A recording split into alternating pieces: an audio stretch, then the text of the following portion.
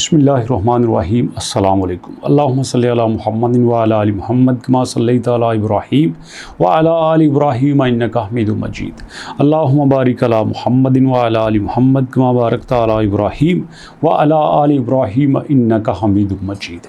दोस्तों, कहते हैं कि दुनिया में जो कंपनीज काम करती हैं वो दो उसूलों पे अमल करती हैं, एक स्केलेबिलिटी और दूसरा स्टेबिलिटी। स्टेबिलिटी का मतलब ये है कि जो लेवल आपका है ना, फ़र्ज़ करें कंपनी इस लेवल पे है तो वो इस लेवल को मेंटेन रखती है, और स्केलेबिलिटी से मुराद ये है कि जब आप आगे बढ़ना चाहें तो फिर आप आगे बढ़ने के लिए प्लान करते हैं, आप अपने कंपेटिटर से हमेशा आगे रहने की कोशिश करते हैं। अब इसमें एग्जांपल है नोकिया की। नोकिया बहुत अच्छी कंपनी थी और दुनिया की टॉप की कंपनी थी। मोबाइल की इंडस्ट्री में 70% शेयर उसके पास थे, लेकिन उसने ना सिर्फ अपनी स्टेबिलिटी को खो दिया बल्कि स्केलेबिलिटी के बारे में सोचा ही नहीं था, और नतीजतन आज वो कंपनी दुनिया से ख़त्म हो चुकी है। लेकिन बाइनांस हमेशा स्टेबिलिटी के बारे में भी सोचती है और स्केलेबिलिटी के बारे में भी सोचती है। यही वजह है कि क्रिप्टो के अंदर कोई भी बंदा बाइनांस से बाहर नहीं जा सकता। अब बाइनांस ने नया स्टेप क्या किया है कि आपके सामने फाइनेंशियल टाइम्स की रिपोर्ट के मुताबिक बाइनांस ने पार्टनरशिप की है स्पेन के तीसरे बड़े बैंक से, BBVA से। अब वो बैंक और बाइनांस का क्या ताल्लुक है कि बाइनांस ने कहा है कि कुछ लोग एक्सचेंज पे आते हैं और कुछ लोग ऑफ एक्सचेंज रहते हैं। तो भैया, अगर आप ऑफ एक्सचेंज हैं तो भी आपको कोई दिक्कत नहीं है, आप उस बैंक के ज़रिए अपनी क्रिप्टो में ट्रेड कर सकते हैं। अब उसका फ़ायदा ये है कि जो आपका पैसा बैंक में पड़ा है वो बैंक में पड़ा रहेगा और सेफ भी होगा। दूसरा, आपका रिस्क फ्री होगा। तीसरा, आप यहाँ पे ज़्यादा बेहतर तरीके से ट्रेड कर सकते हैं। अब इससे आगे की कहानी सुनिएगा।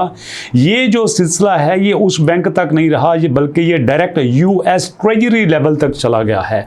मतलब अब इसमें अमेरिका भी इन्वॉल्व हो चुका है। और मज़े की बात ये है कि पिछले अरसे में कुछ साल में अमेरिका ने 4.3 बिलियन वहाँ पे पेनल्टी जो है वो बर्दाश्त की थी।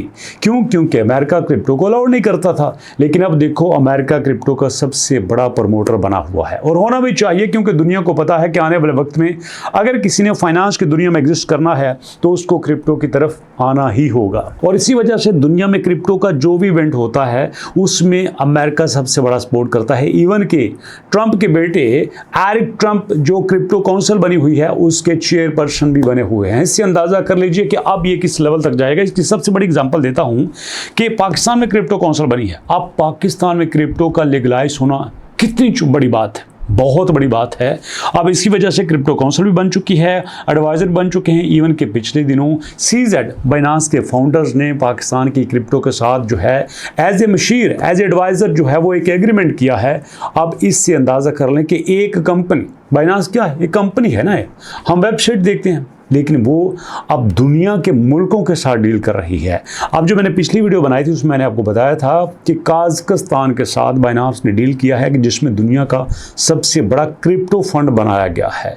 अब इसी तरह डे बाय डे नई नई चीज़ें आ रही हैं, और मैंने आपके साथ शेयर भी किया था कि आप बाइनांस के अलावा जो लोग क्रिप्टो में काम करते हैं उनको स्पेशल पासपोर्ट जारी किए जाएंगे। Can you believe it? आप सोच सकते थे कि जो क्रिप्टो के ट्रेडर्स हैं, जो क्रिप्टो के एक्सपर्ट्स हैं, उनको स्पेशल पासपोर्ट दिए जाएंगे। मतलब उनको प्रायोरिटी बेस पे हर जगह पे लेके जाया जाएगा और उनको फैसिलिटेट किया जाएगा। क्यों? क्योंकि दुनिया को पता है कि अगर हमने एग्जिस्ट करना है तो हमें क्रिप्टो के साथ ही चलना होगा।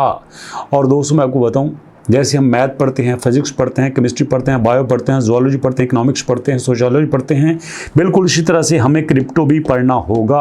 और जो मुल्क पढ़ेंगे, जो बच्चे पढ़ेंगे, वो आगे चले जाएंगे। अगर नहीं होगा तो कोई आगे नहीं जा सकता। इस एग्जाम्पल आपको देता हूँ।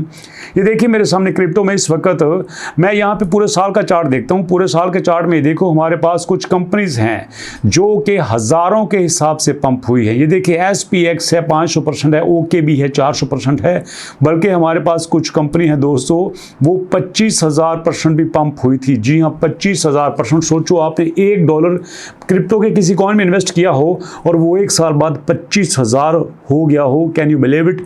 यहाँ पे बड़े बड़े कॉइन मुश्किल से 100% पंप करते हैं, लेकिन वहाँ पे हज़ारों % पंप कर रहे हैं। इसका मतलब ये है कि क्रिप्टो में कुछ भी हो सकता है।